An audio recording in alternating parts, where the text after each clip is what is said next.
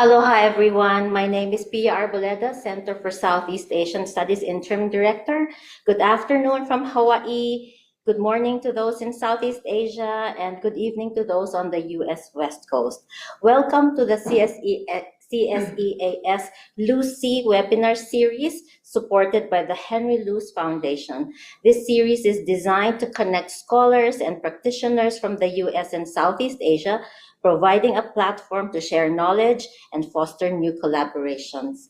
Today's webinar is titled Necropolitics of the Ordinary, Death and Grieving in Contemporary Singapore. We are happy to have Professor Catherine Clayton with us today to moderate this session. She is Associate Professor and Chair of the Asian Studies Department. She was former Chair of the School of Pacific and Asian Studies, or SPAS Council. I have always considered her as our great and fearless leader. Today's speaker is Dr. Ruth E. Toulson, who is an anthropologist and faculty member in the Department of the Humanistic Studies at the Maryland Institute College of Art. With that, I now hand it over to Dr. Catherine Clayton to introduce our speaker and to lead us through today's session. We look forward to an engaging and an insightful discussion. Mahalo.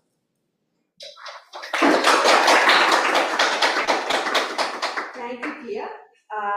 Thanks, everybody. I'm happy to be here and honored to be asked to sort of share this talk and introduce our speaker for the day. Ruth Toulson is, as you might have heard, is an anthropologist and a faculty member at the Department of Humanistic Studies at Maryland Institute College of Art. She's co-editor of a book called The Materiality of Mourning, a cross-disciplinary approach, as well as the Cambridge Handbook of the Anthropology of Death. So if you didn't know that that was a thing, then you should read this book. It's really quite astonishing. And I'm not a specialist in the anthropology of death, but I've read a number of really, really fascinating books. I haven't read this one, but I look forward to reading it and thinking about sort of what death is something we all experience, and how do we experience it differently, and what do we make of it in the different sort of cultural contexts in which we live and find ourselves. So she has, Dr. Toulson has just published a new book called The Necropolitics of the Ordinary, Death and Grieving in Contemporary Singapore. And reviewers call it soulful and dazzling. And we are lucky enough that she is here today to give us a talk based on the book. We'll be talking about sort of the main findings and points. So please welcome Dr. Ruth Toulson.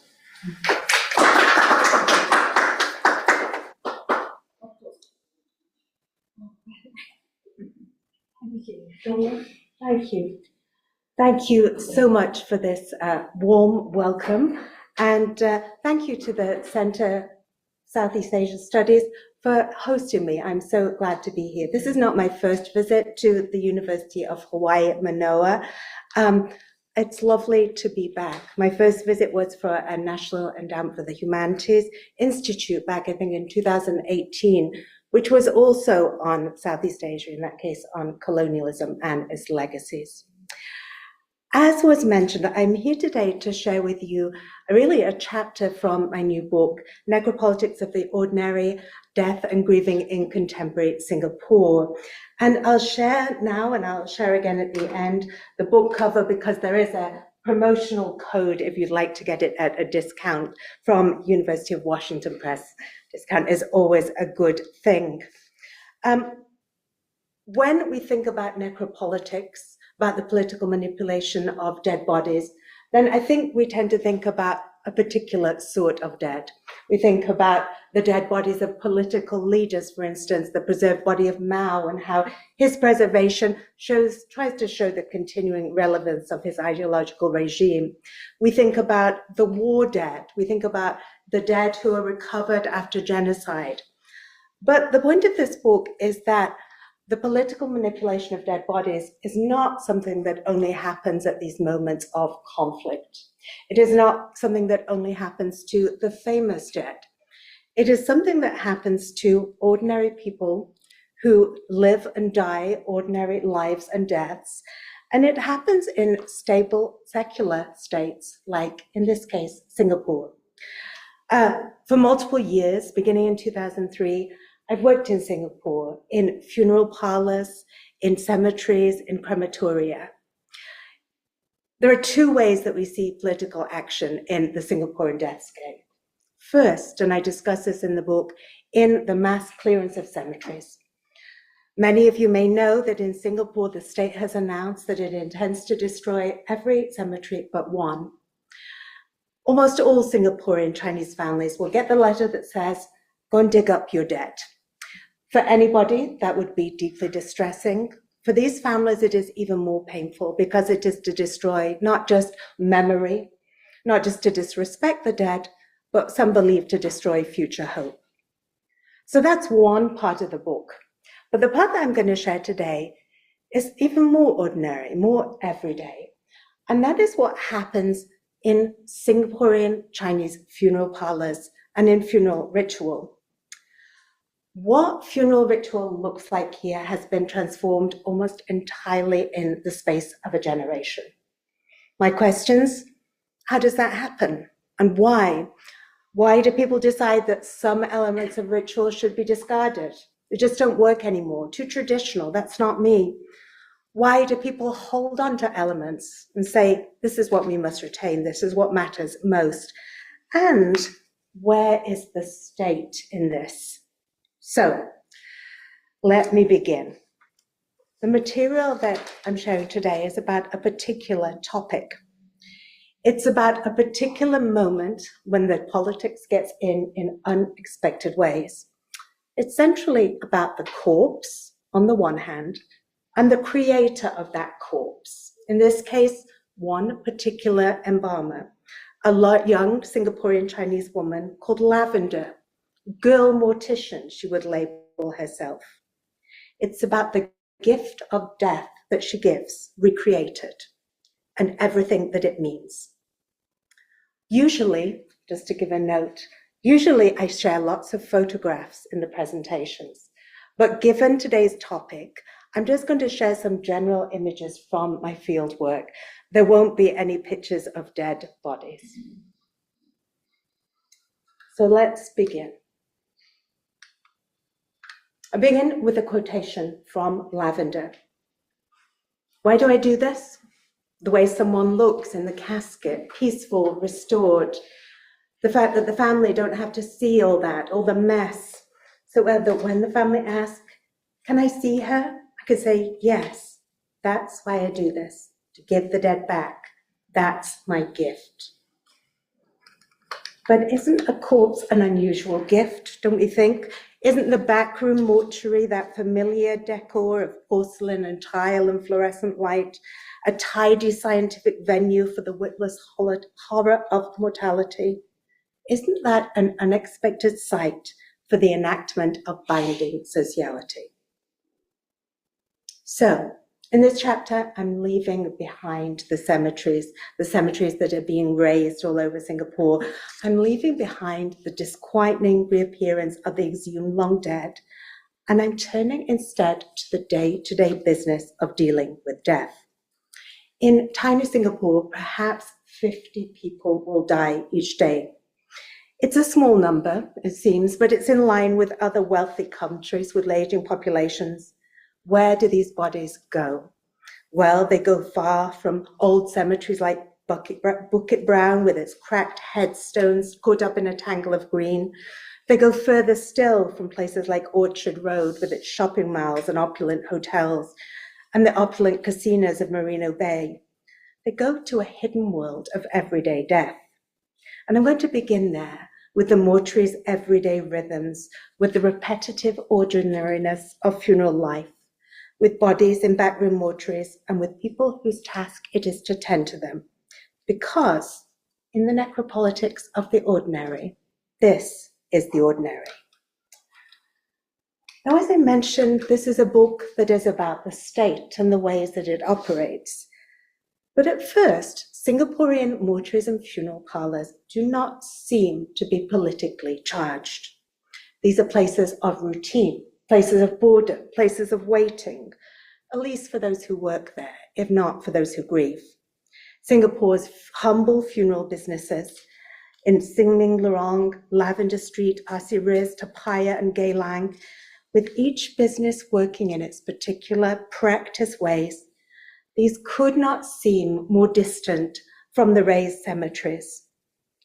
And in fact, when we look at legislation, there is very little legislation surrounding the funeral business. The state has little to say about what goes on here.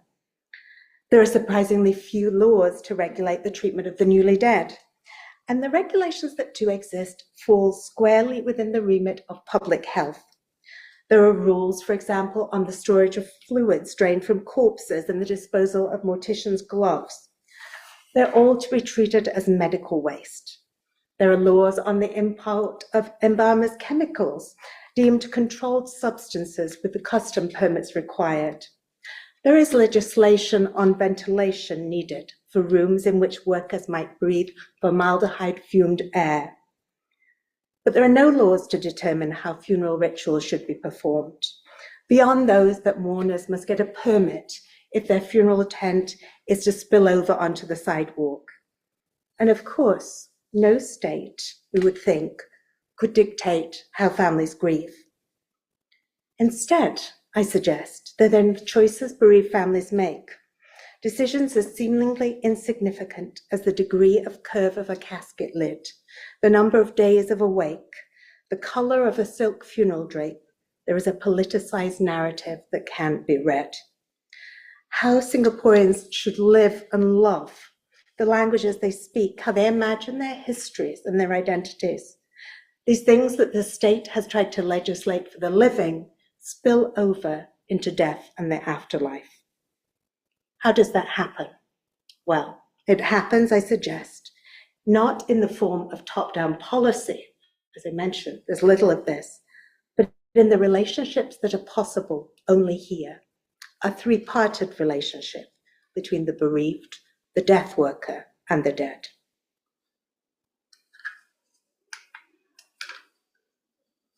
In the title of this presentation, which comes from a chapter of the book, I refer to corpses as gifts. What do I mean? Well, of course, for anthropologists, it's nothing new to argue that the dead and the living are bound to each other in complex social relationships. And we know that those complex social relationships are often made visible with things. I'll read you a quotation from Matthew Engelke's extended essay on the anthropology of death. He says, "Death ritual is much more than remembering the dead. It requires serious engagement with the things that the dead want. A proper burial, a pot of beer, a feast, money, a fitting gravestone, the blood of a reindeer, the blood of kin. Debts," he says, "abound." Anthropology is full of these accounts, full of accounts of relationships between the living and the dead and the gifts that make them visible. The discipline's foundational texts are just stuffed with these descriptions of a meshed sociality that have the corpse at their center. And yet, very strangely, I think, when you look at the literature, anthropological and otherwise, on modern funeral work, all you read about is how contemporary funeral practices break sociality. For instance, Jean Langford's sensitive ethnography on the challenges that Hmong refugees in the US face when, in the US, they're forced to die in American hospitals and dispose of their bodies in American funeral parlors. Langford states, US institutions for managing death become critical sites for the disruption of gift exchange and the discounting of sacrifice. Modern death rites make proper care impossible because they frustrate the enactment of sociality between the living and the dead. Beyond this particular context, we're told again and again that the professionalization of the funeral industry distances us from death itself, and that the embalmed body represents the very worst of this. It is what Jessica Mitford, in her book, The New American Way of Death, warned against. She describes the funeral director as the perpetrator of a huge, macabre, and expensive practical joke. But what if modern funeral work, the day-to-day work of Sin Drive, is not a work of violence against relationships? What if instead this labor, the labor of the treatment of the corpse, creates relationships? What if embalming centrally, where Singaporean bodies are embalmed near without exception, despite the fact that they're also very soon cremated, again, near without exception? What if that, in its own right, is not an unnecessary exploitative money-making scheme, but a work of care? And what if these relationships, long ignored, are actually transformative of worlds, and where the state gets in? I want to turn back to Lavender. I want to talk about the work that she does, the challenges that she faces, the skills that she brings to this work. Let's put Lavender in context for a minute. If you turn the pages of James Watson and Evelyn Roski's seminal text, Death Ritual in Late Imperial and Modern China, which remains perhaps the most influential English language text on the marking of death in Chinese societies, you're drawn into a world very different from the Singaporean deathscape. The text, to begin with, is curiously depeopled.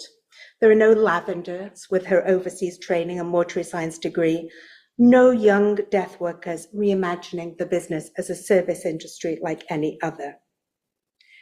It is in the chapter on Cantonese death workers and pollution that the difference between the people Watson describes and now those who now earn their living through handling corpses become most apparent.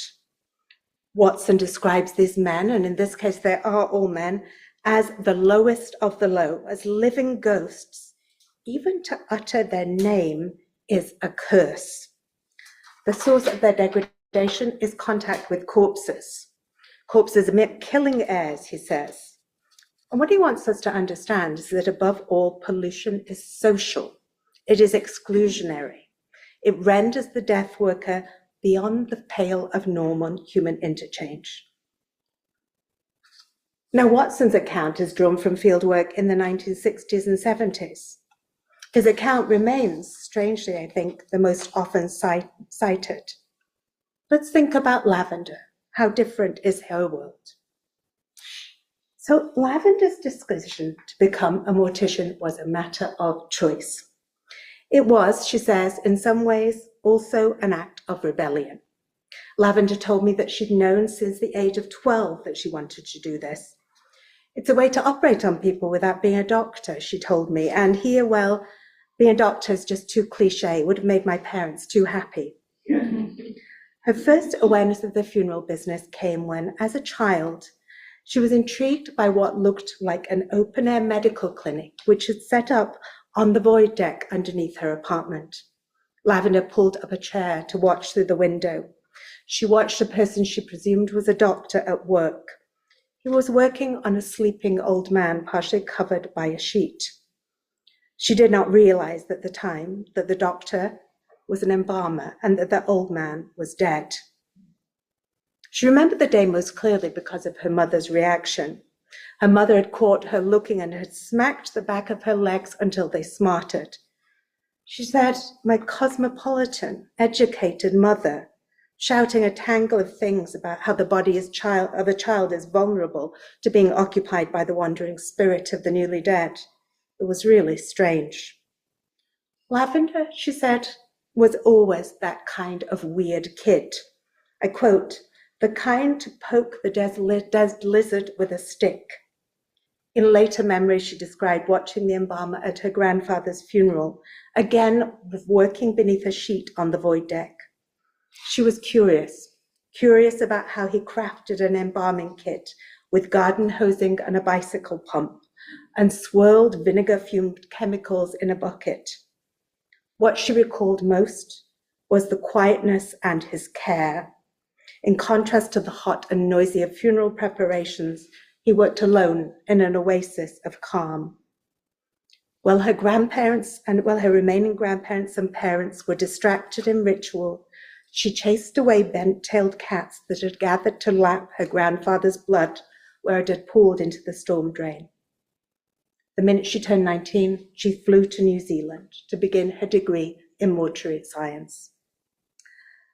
Lavender often remarked that Singapore was no place for an ambitious young woman to be an embalmer, that what she did was not valued.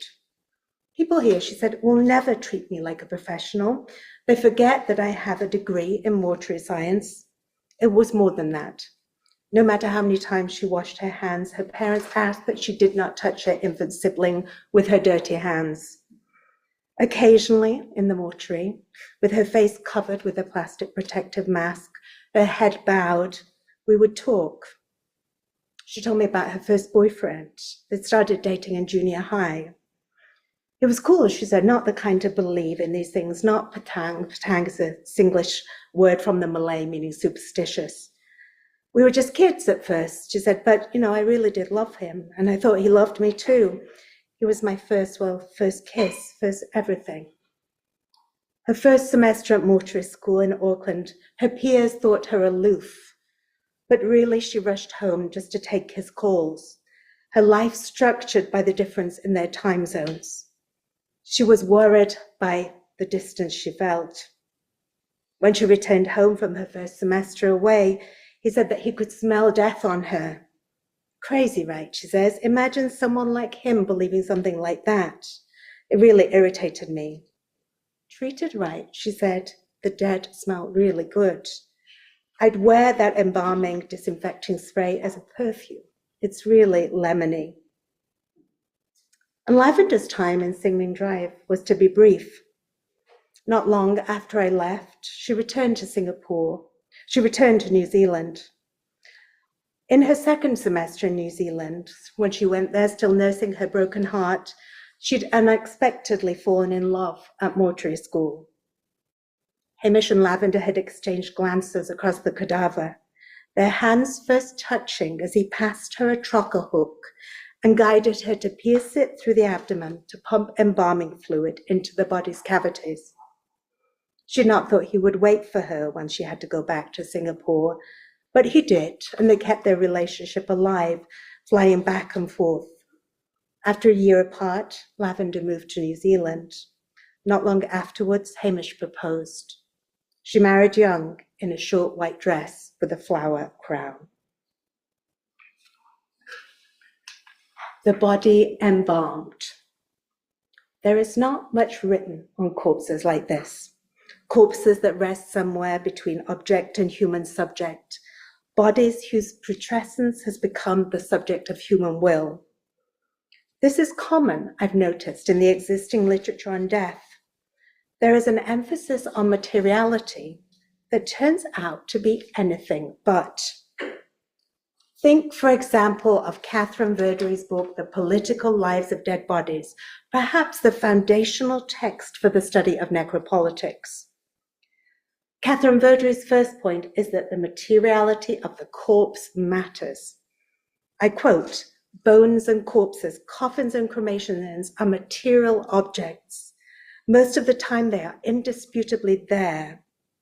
She goes on, "The body's materiality, therefore, can be critical to its symbolic efficacy. Unlike notions such as patriotism or civil society, for instance, a corpse can be moved around, displayed, and strategically located in specific places. Bodies have the advantage of concreteness. This quality," she says, "also grounds their value as relics." Of course, the mention of relics immediately complicates things. If one added together, for example, all the relics of St. Francis of Assisi or all the tooth of the Buddha, we would have far more material remains than can be contained in one person. Verdery's analysis continues, not with a focus on anything fleshy, but with an examination of statues as bodies. She discusses statues of Stalin, Lenin, Marx, and Engels, tumbled across what was once the Soviet bloc. Her bodies aren't bodies at all. Verdery, for all our imploring that we do otherwise, skips over the body in its materiality to the body as symbol. In Singapore, something more interesting is going on. It's not just any body, but the embalmed corpse that matters. And that's a puzzle because, again, near all Singaporean corpses are embalmed. But then, not long after, they are also all cremated. Now, in part, I should say, this is the consequence of state policy. A body must be either embalmed, refrigerated, or disposed of via cremation or burial within 24 hours of death or discovery.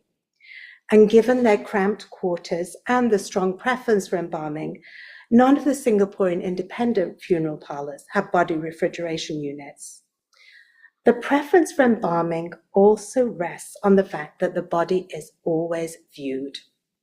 A funeral is not really a funeral if one does not have an open casket.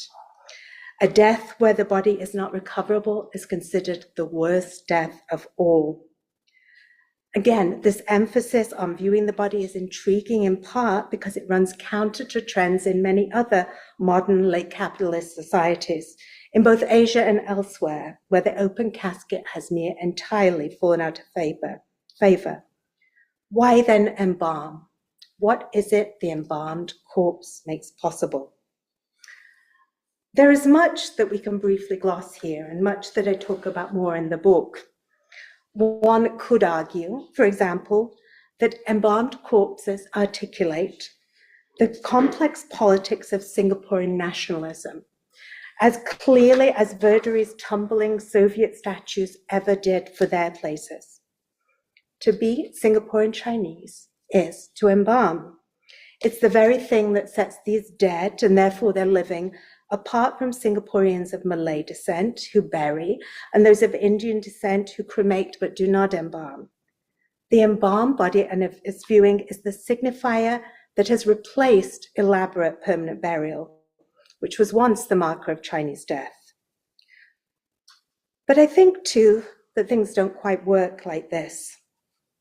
People don't make funeral choices to articulate their Singaporean Chineseness. To state that would be a crude application of the theory of the necropolitics of the ordinary. Instead, it is more that their sense of Singaporean Chineseness makes certain choices possible or impossible. And that is what is worked out in the confines of the Singaporean Funeral Company office. I think really that what embalmed bodies give is a little more time. They give precious days between death and disposition. The idea that the dead live on, of course, was always part of Chinese funeral ritual. Now in Singapore, there isn't much certainty about ancestors. There isn't much belief that the body in the casket still in some way lives. But embalming holds the bereaved, allows the bereaved to hold off for a little, to deny for a short time death's absolute finality. It is no wonder that the loudest, most distressed crying occurs at the moment when the casket lid is screwed shut, or at Mandai crematorium when the casket journeys into the cremator on a conveyor belt and the metal drawer drops down. The embalmed body facilitates that complex balance of both acceptance and denial.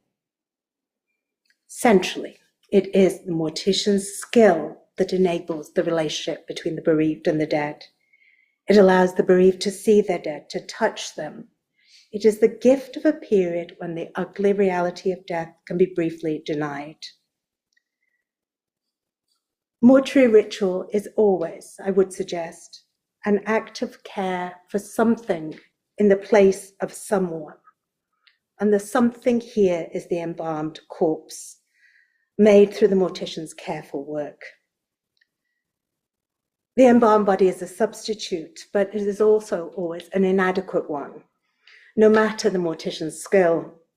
The well-prepared corpse does not look alive, even though Lavender would joke that her skills made the dead look 10 years younger.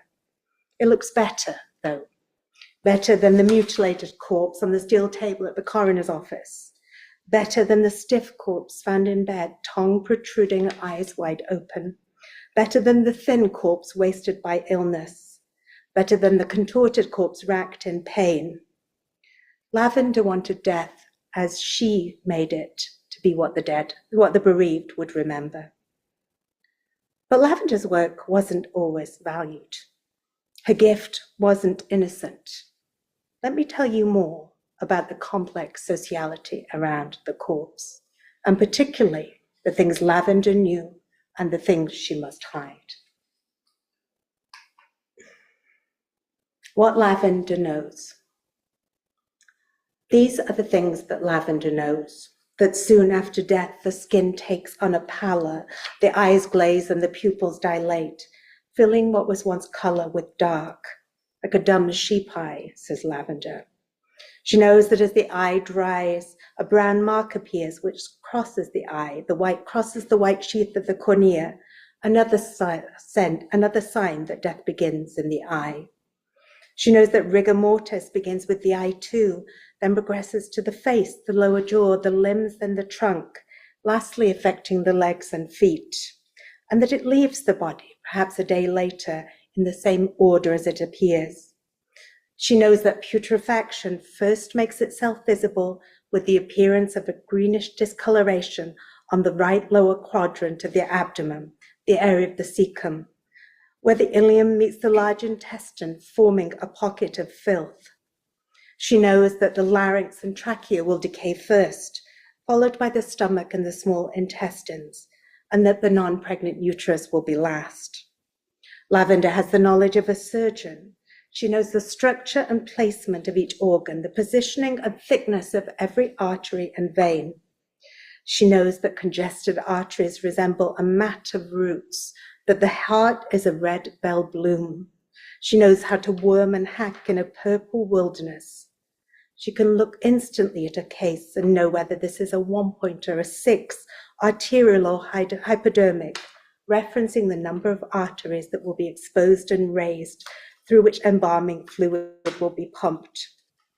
The larger the artery, the higher the pressure it can sustain, and the quicker the fluid will flow, emptying out through a nick in the corresponding vein, until blood pools at the end of the sloped steel table like a dull red moon. Lavender cares for bodies like a nurse would, turning the body, as if she said it was preventing bed sores. She washes the corpse, soaping their skin, preserving their modesty with a towel to cover the genitalia, then lifts them to dry their backs, like a hospital orderly giving a bed bath.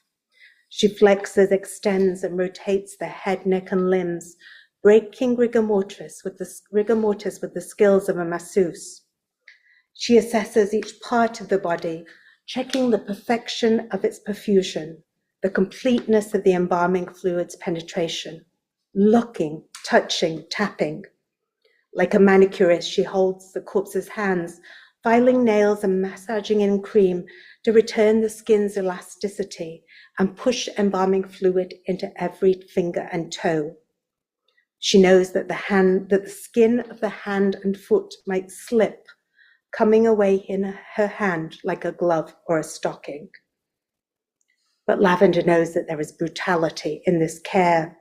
There are spikes in the convex plastic cups that keep the eyes closed, giving an impression of peaceful repose. When she sets the mouth, to use the phrase she would use, she uses a needle injector to push wires into the center of the maxilla and mandible, then twists the wires together to draw the lips closed.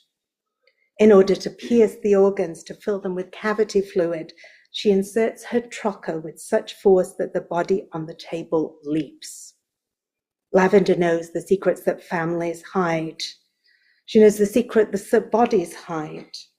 She knows that hypostasis stains tell stories of death.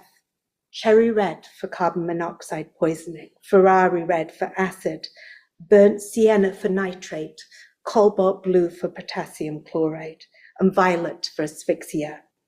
It is an artist's palette of horrors. She knows that when the body arrives, the trauma of death is written all over it, but that embalming fluid can lift out every bruise. She knows too that underneath their silk prayer blankets, bodies rest on their own stained clothes, that relatives knock on the mortuary door with garbage bags full of sour bed linens, stiff with feces and urine, spittle and vomit, eager to get death's pollution out of the house. Lavender knows the violence of the autopsy, brushing forward hair to hide the line where the skull cap was removed, picking out bone splinters spit from the coroner's drill bit.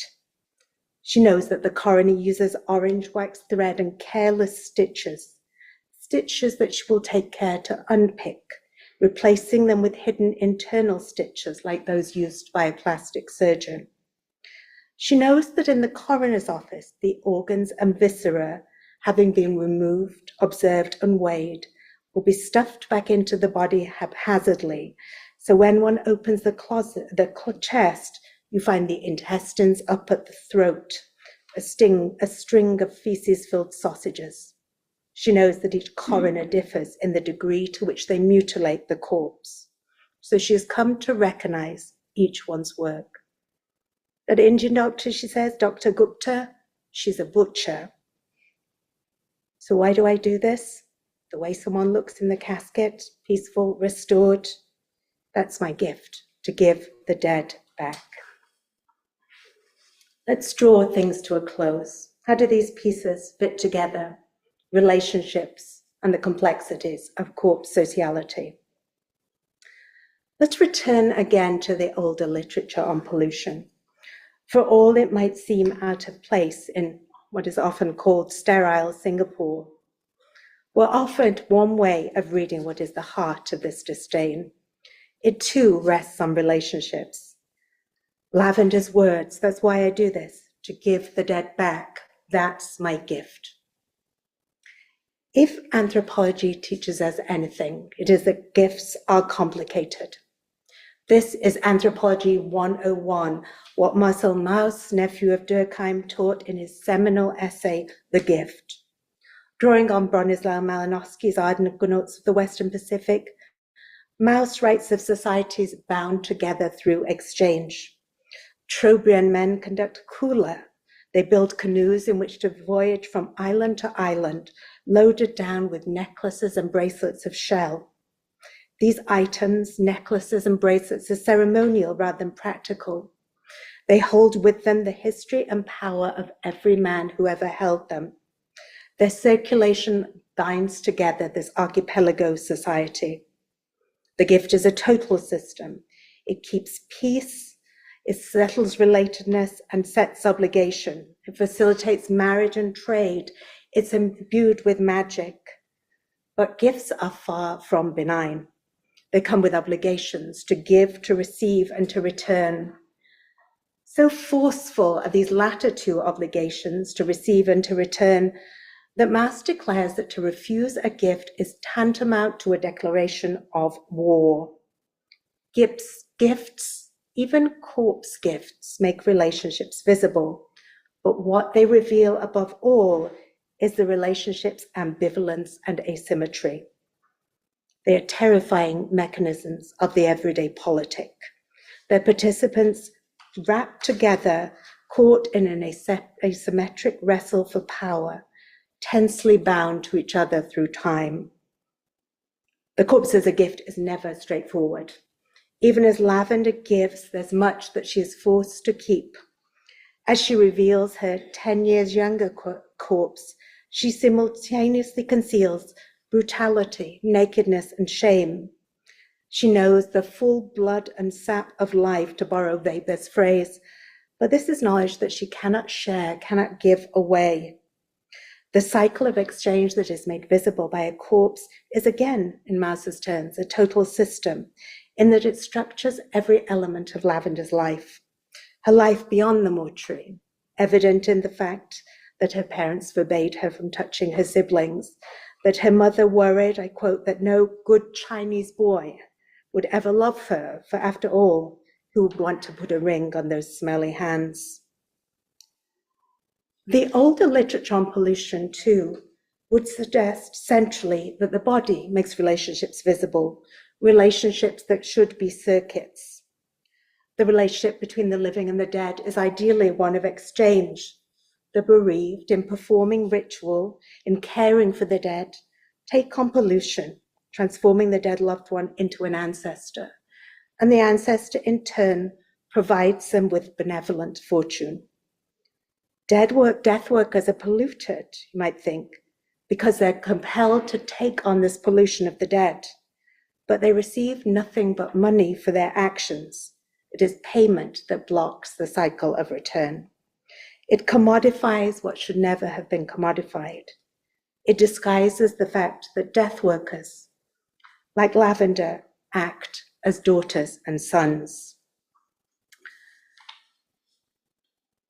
Even for those who do not believe in pollution at all, there is a sense that death professionals are taking on work that should have been performed by relatives as an act of ritualized love, and as a completion of cycles of exchange that the body as gift makes visible. There's a sense of discomfort that the bereaved feel. It feels almost embarrassing, I was told again and again. One mourner remarked, "Yes, I feel gratitude, but afterwards, knowing what that person has done, it feels a little like seeing a lover long after the relationship is over. I feel embarrassed, shame at thinking about that intimacy." Another remarked, "It's painful to remember how vulnerable I was then." To acknowledge the necessity of acts of care is to acknowledge the vulnerability of forms of life. So finally, what do we have here? We have a relationship, vulnerable, tense, necessary, between the mortician, the dead, and the bereaved, and the embalmed corpse as both deceased subject and created object.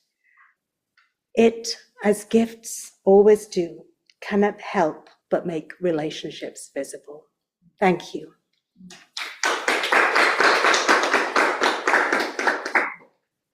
Thank you, Dr. Toulson. That was astonishing. I can open up the floor and the Zoom for questions, comments.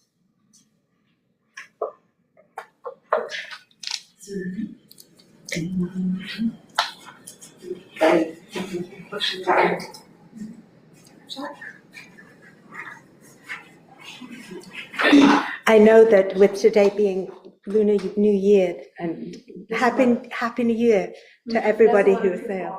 Good, that people might not want to talk about death today, that it might not be the best way to start the new year. But I also would welcome questions afterwards via email, as well as the ones that we have today. Yeah, it's kind of like your presentation is really interesting. It's also shocking for me. But I feel like because I'm from Indonesia, and I feel like the death, the death industry is maybe like we learned from the Singapore, because like we before we don't put the dead body into the what's called casket. Not casket. We put the dead body in our home. Right. But now it's like people now start using the what I don't know in English, the place for you people to put the dead for Like a funeral home? funeral home. Yes. Funeral home. It's become like increasing business in Indonesia, Right. because people start like moving away the dead body as not part of our family kind of thing, or maybe the other idea is thinking like the dead, when someone already died, like some people think that we want to put them into better place and make a party, something like that, so that they have a kind of space. So yeah, I think I want to hear more about how this kind of industry, does it growing in Singapore, and how the people like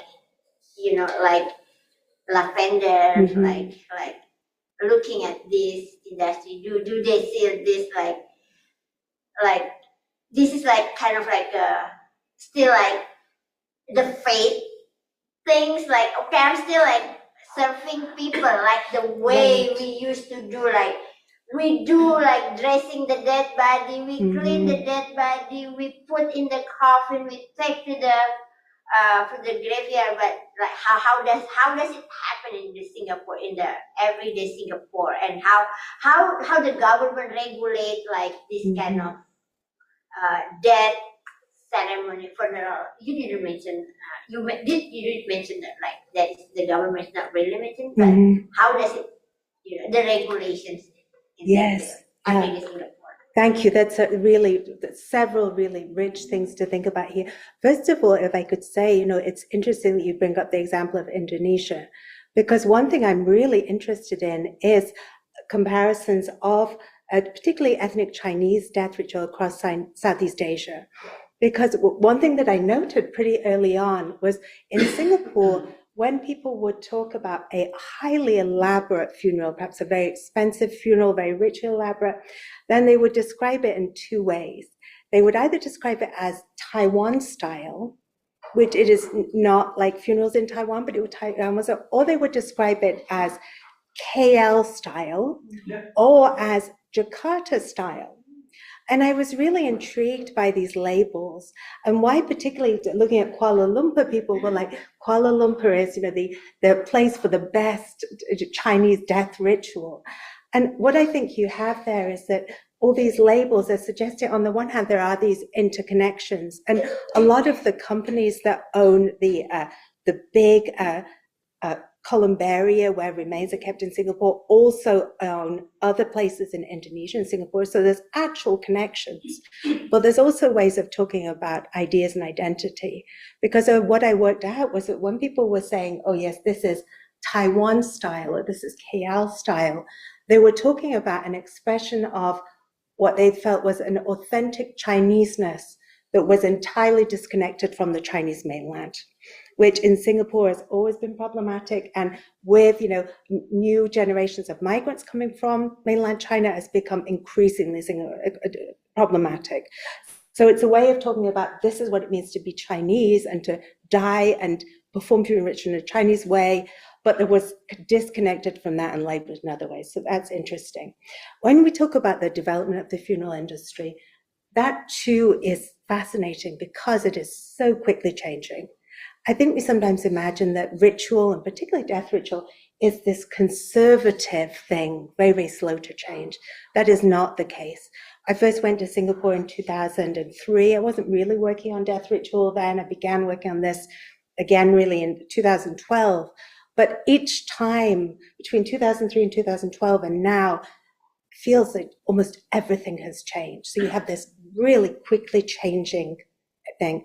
When I first went there in 2003, working with the dead was absolutely taboo. In fact, one of the central funeral companies that I work with, which is now led by a very dynamic woman, she was the daughter of the original owner. When her father died, she decided, I have to take over the business. But her father, that was her first time she'd had any involvement because her father had kept his children entirely away from the business of death. So you have changes in attitudes, but you also have some things that you would not expect. So, for instance, the emergence of the funeral parlor.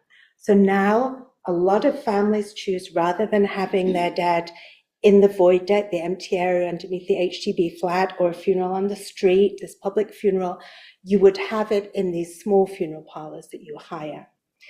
And if you read much of the literature that is coming from Europe, then what you read is that death is becoming something that is less ritualized, simpler ritual, and more private.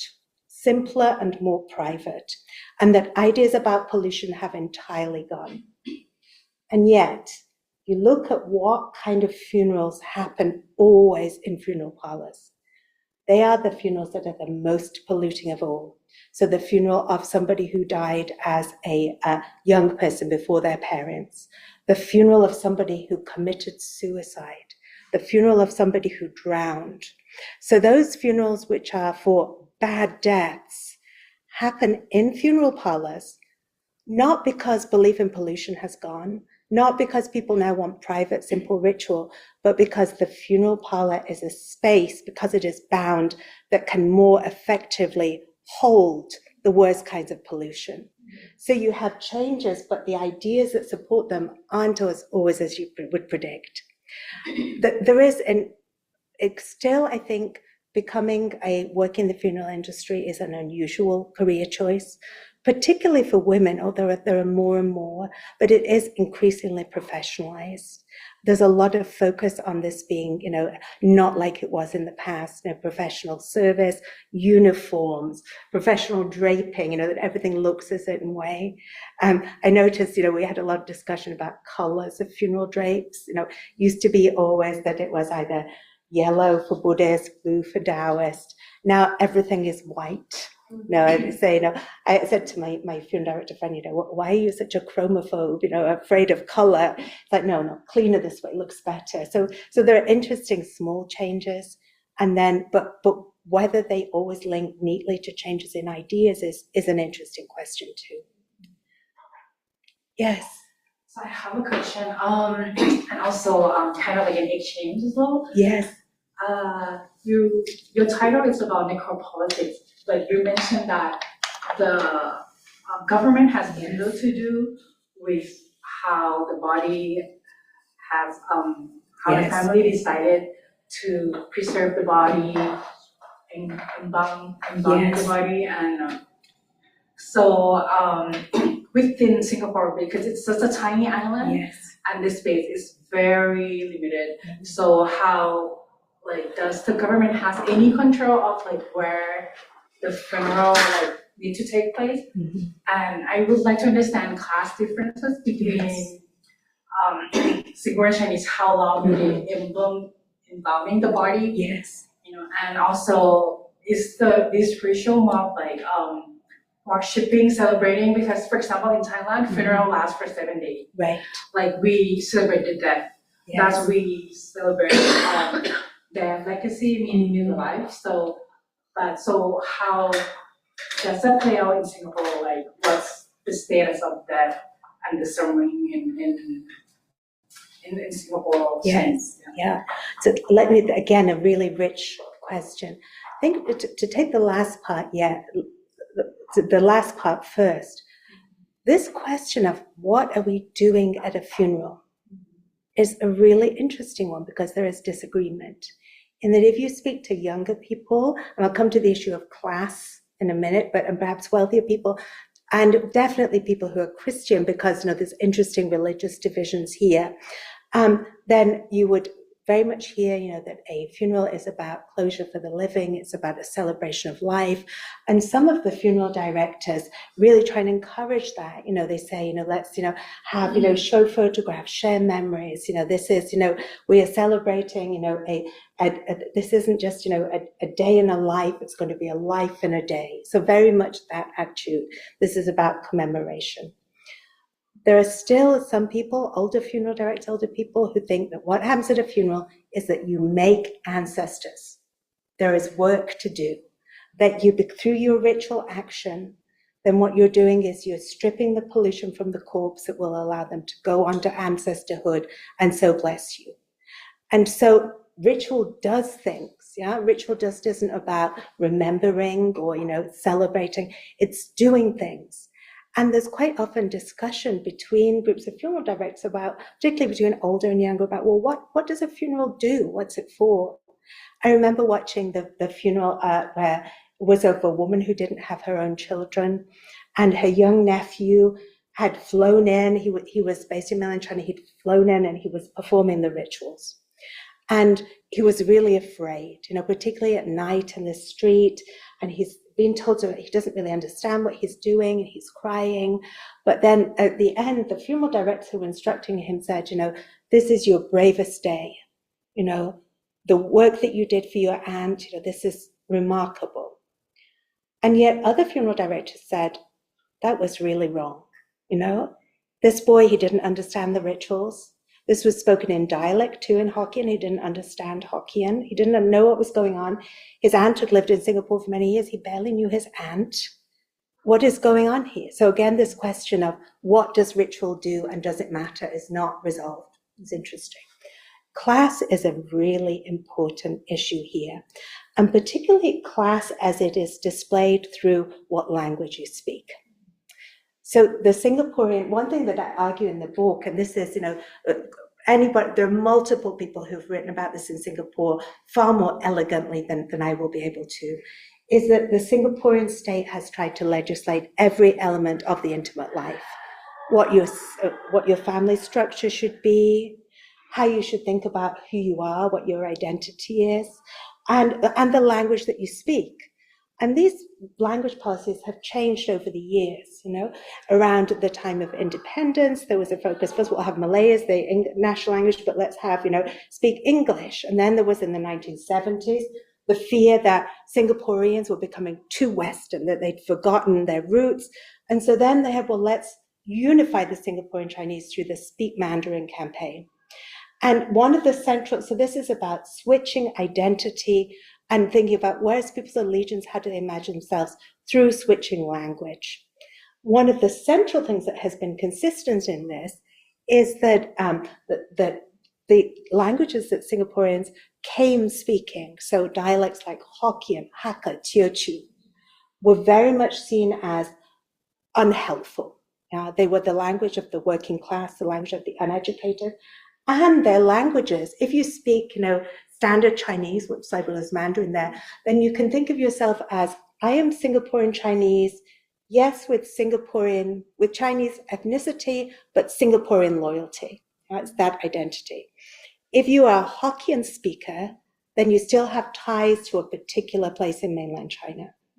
So there was this constant force, that children will get in trouble for speaking dialect in school. There will be no dialect spoken on television. There's constant pressure on language. And dialect, which is a real class marker in Singapore, becomes something that also appears in funerals. Very interesting. It's another part that is interesting too. There's also been a shift in how people are labeling and imagining their religious practice. So you've gone from religious practice, which is unlabeled, what scholars might call folk religion, for Chinese vernacular religion, the religion of the everyday that combines ancestor worship, animism, Buddhism, Taoism, which is probably what people who practice still do. You have Taoism and you have Buddhism. The state has pushed for the emergence of a new sort of Buddhism, Reform Buddhism, Protestant Buddhism. If you have a funeral in Singapore, if you have a funeral provided by Buddhist officials, which is seen as more desirable, more kind of, upper class, it will be in standard Chinese. And so it will speak to that Singaporean Chinese identity. It will be one funeral. If you want a funeral which corresponds to the dialect you speak, then it will be a Taoist funeral and it will be different. So a Hakka Taoist funeral is different ritual from a Hokkien Taoist funeral, different from a Teochew Taoist funeral. So even when people are making choices about what person do I want to perform my funeral ritual, they're making these statements about their identity, about their class identity, which the Singaporean state has focused on so much on as the living, but it spills through into death. What is interesting to me is that when we think about how states work, we can imagine top down making laws. Here, without intent, but together, the funeral worker who's guiding, well, how many days will your wake be? Who do you want to perform it? Taoist or Buddhist? What do you want? What color should the drape on the casket be? Is helping people navigate through these complex, highly politicized Singaporean ways of being. So when you look at the casket and you see a curved casket lid, which resembles what the traditional casket used to be, then you have somebody making a very clear statement about who they are, a statement that perhaps they would feel very uncomfortable making in their lives as lived. There are two questions on the I have a questions on the necropolitical aspect of the work. Earlier on in the talk, you mentioned that surprisingly the funeral industry is not as regulated as we expect it to be, except for the regulation related to the public health. Could you speak more about it? And then perhaps make the connection between these lack of regulation and the necropolitical aspect of the government policy more explicit? Thank you. Yes. Then there's the second one. There's a second question, if possible. I was wondering whether lavender is open to being identified and the ethic around that as a researcher, despite anonymization. As a student who also work in this area, I can easily identify who lavender is. Yeah. What was the discussion surrounding the ethic of the possibility of the identifications? Yes. Yeah. So let me take the second question first, because I think this is a really important question. So actually, Lavender is Lavender's real name. Lavender is Lavender's real name. And the other funeral workers in this, and I think I know who you think this person actually is. Everybody who is a funeral worker uses their real name, because when I spoke to people, they wanted to. These are people who are proud of the work that they do. And to me, I think this represents a shift in ethics, in that when we think about ethical engagement as anthropologists, then it used to be that we thought everything must be completely anonymous, that having ethics that was like this was the most ethical way to behave. But I think that can perhaps, be sometimes a little bit paternalistic.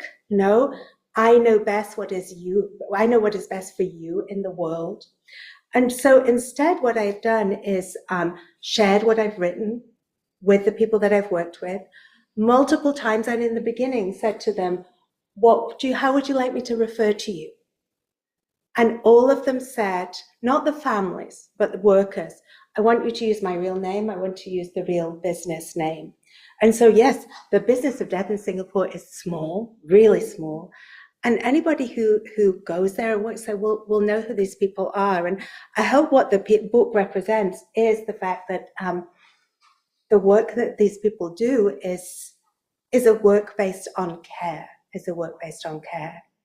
It doesn't mean that we always agree with our interpretations. Sometimes I'll send a chapter and the person that I've written about says, I don't agree with that. That's not my interpretation. And then I'll write that discussion into the text,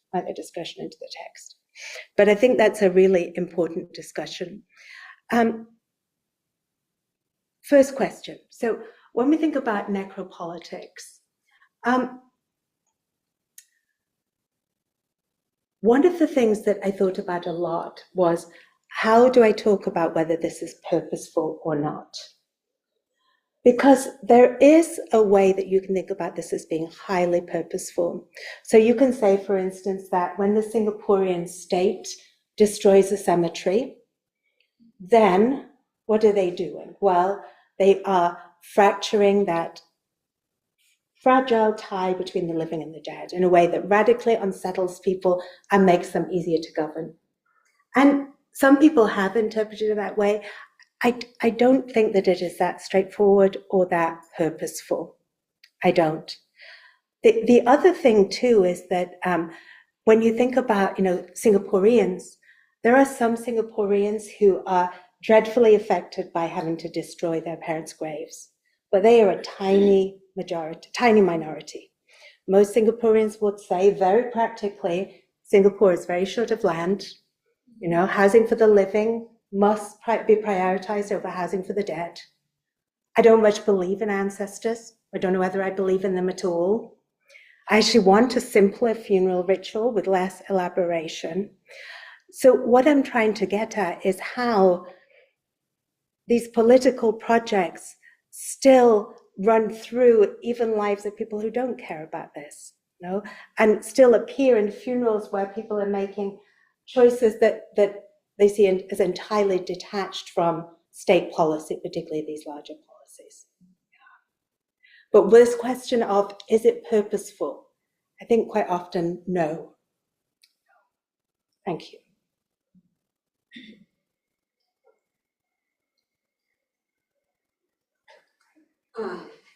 Yeah. Sorry, Go for it. I've been sitting here trying to formulate this because I'm teaching a graduate seminar on the art of the Chinese tomb in the early medieval period. So we just had a session yesterday when we talked about about some of these issues in our own experience as a way of trying to contextualize. And Right. one of the things that one of my grad students, who's a Chinese person from Suzhou, brought up was when he said, "Oh, when my grandmother died about 3 years ago, all of these other grandmas just showed up and told us what we needed to do." And so, which was it was a great Yes. anecdote about where expertise in these societies resides in communities. Right. So I think in a pre-modern context, it's often the case that this kind of funerary know-how, right? Like, what do you do with how do you properly treat the dead? Right. It's specialized but not professionalized, if that Right, makes sense, right? So right. there are people who know and they pass the knowledge on, but it's not professionalized in the sense that you're using the term in the modern era. So now we've got this kind of transition, and I find myself wondering, for example, do particular funeral homes or somebody like Lavender, do they come with a kind of communal specialty? In other words, do they have particular connections to the Chinese community, and therefore they know like who are the Buddhists, who are the Taoists, who are who are the specialists that they're do they have constituencies basically within this, Singapore being so complex intercommunally. I mean, we have relatives by marriage who are Baghdadi Jews from Singapore. Right. Totally, there's another community. Yes. So anyway, that's sort of my question is there kind of, to what extent do professionals like Lavender also participate in that kind of communal received tradition? So so somebody like Lavender who's just an embalmer, she had no connection at all. But when you look at the funeral company owners, one thing, and that is actually, it is like this in a lot of places. Singaporean funeral parlors, almost without exception, there are some exceptions, are racially divided. Okay. Yes, so there is, for Singaporeans of Indian descent, Malays who run more through the mosque, less professionalized, but basically it would be very, very unusual for a non-Chinese body to go to these particular funeral parlors. So they're divided in that way. And then there are some that have more expertise in particular religious traditions. But one of the main things, and I was wowed when I saw this, one of the main things that funeral directors do, to show that they're good funeral directors, is have tremendous command of dialect. Because when somebody old comes and you realize that they are a Hakka speaker, and then you switch and speak to them in Hakka, then they know that they will have the right funerals from you. So they show expertise in this way. And they also have organizations. So if it's this funeral director, they're going to call on this monk. If it's this funeral director, you'll probably go through this particular columbarium. So there are these networks. There are also people who, and this is changing, but who are sort of still this kind of sort of professional, but not kind of funeral arrangers. And somebody in the community who then fix you up with a funeral director. They don't have parlors, they're not licensed, but they're still kind of this informal community advocate. I also have a couple of not quite formulated questions. Yes. One has to do with, I was struck by the sort of and the embalming piece, Yes. and the sort of ubiquity of it. And the idea that it gives, it kind of lengthens the time in which the person is still in this world. Right. And again, most of this stuff comes from recent personal experience as well. You must get that a lot, actually, questions. But I'm teaching a class on the corpse at the moment. It's called the corpse class. I have some really sad students in that class. So sometimes it's a bit too personal. So coming from a Protestant tradition, Yes. maybe my father passed away, he was immediately cremated, Right. and the memorial service was a month later. And Right. it was not the sense that he is no longer around. It was Right. so it's the materiality of the body Mhm. as the container of the person and the soul, which then also connects to the idea of the ghost and the spirit, which shouldn't get too close, it's gonna be flying around, right? So I'm not sure where the question is going, but do you examine those aspects in your work at all, or, you know, the sort of religious, philosophical kind of Yes, aspects yes, of and also this bigger question. So if we look at changes to so I'm also a mortician, I should say, that's how I do my work. And if you look at, as well as a professor, but a funeral director. So if you look at changes in the US, one of the big changes, which was happening before COVID, but really took off during COVID, was direct cremation. So somebody dies in the hospital or at home, they pick up the body, that's the last you see it. And then the family later, could be a month later, could be 6 months later, perhaps have a celebration of life, a memorial service. And one of my questions was always, does that matter? Does that matter? And so I grew up in a Catholic context where viewing the body, having the body in the home and everybody coming was part of it. And, you know, and then going to Singapore, again, seeing the body is so important. I also knew that times when there is no body can be the most difficult to mourn. So somebody's lost at sea, there's no body. Somebody, you know, dies in war or genocide, there is no body. Those can be the most painful to mourn. So then my question is, well, does it matter? Does it matter? If you have direct cremation and there is no time with the body, does that affect how you grieve? I think for some people it does. I think there is something helpful about seeing a corpse and knowing that our relationship as it was has ended. No matter what you believe next, but what was has ended. But I think the thing that matters most is time, is that ritual is set properly in time. So you look, you know, you mentioned, you know, that it's a number of days, or in you look at Jewish tradition, again, very, very clear number of days where we will do this. That having some time set where this is a proper time for grief, that there's something about setting grief in time, and also having a point where, okay, this is a point where grief changes, you know, that is really important, and that grieving is something that I think what matters is that grieving is something that we do together. You know, and that maybe you have that through a service, maybe you have that through time around the corpse, but time and community, I think, are the pieces that you need for grief. And sometimes the body gives that in ways that nothing else would. For other people, the body doesn't matter. But grieving without properly giving time and ritualized time, you know, like a time with a beginning and an end, and community who grieve together, I think that is the central piece. That's the central piece. I had so you worked in the funeral home and you Yes. worked as a mortician in these places, Yeah. And I continue to.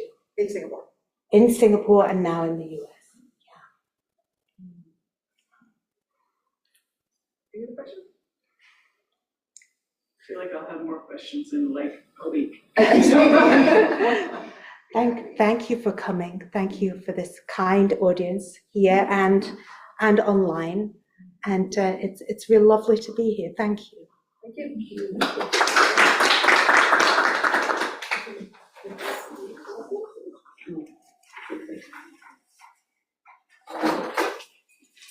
Thank you.